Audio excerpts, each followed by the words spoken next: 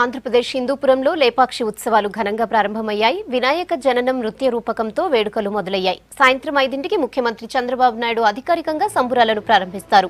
వేడుకల్లో Hindupur MLA Balakrishna center of attraction గా నిలిచారు. తెలుగు సంస్కృతి సంప్రదాయాలను భవిష్యత్ తరాలకు అందించాల్సిన బాధ్యత మనపై ఉందన్నారు బాలయ్య.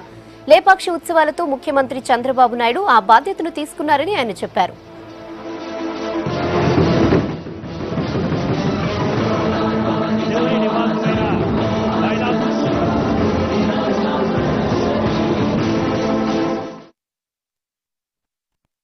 తెలుగు దేల ఎన్న దేశంపు తెలుగు ఏను తెలుగు వల్లముండ తెలుగు ఒకండ ఎల్ల నృపులు కొను వెరుగవే భాషాడి దేశ భాషలందు తెలుగు లెస్స అన్ననాడు మన తెలుగు భాషను కొనియాడిన శ్రీకృష్ణదేవరాయల యొక్క బంధువైన అచ్యుతదేవరాయల యొక్క ఆస్థానంలో మరి కోశాధికారిగా ఉన్న విరూపణ గారు కట్టించారు ఈ ఆలయాన్ని.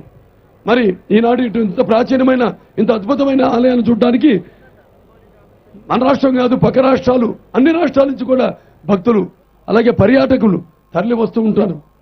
టూరిజంని ఎంకరేజ్ చేయడానికి దాన్ని ప్రోత్సహించడానికి కానీ ఈ మనం తెలుగుదేశం ప్రభుత్వం ఈనాడు ఈ యొక్క లేపాక్షి ఉత్సవాన్ని ఇంత అద్భుతంగా జరపడం జరుగుతుంది. అలాగే దాన్ని ఒక తెలుగు పండగగా చేయడానికి నిశ్చయించుకుంది ప్రభుత్వం. ముఖ్యమంత్రి గారి ఆదేశం ఏంటంటే ఇక మనం మన సంస్కృతి సంప్రదాయ భాషలు మనం ముందుకు తీసుకెళ్ళాలి.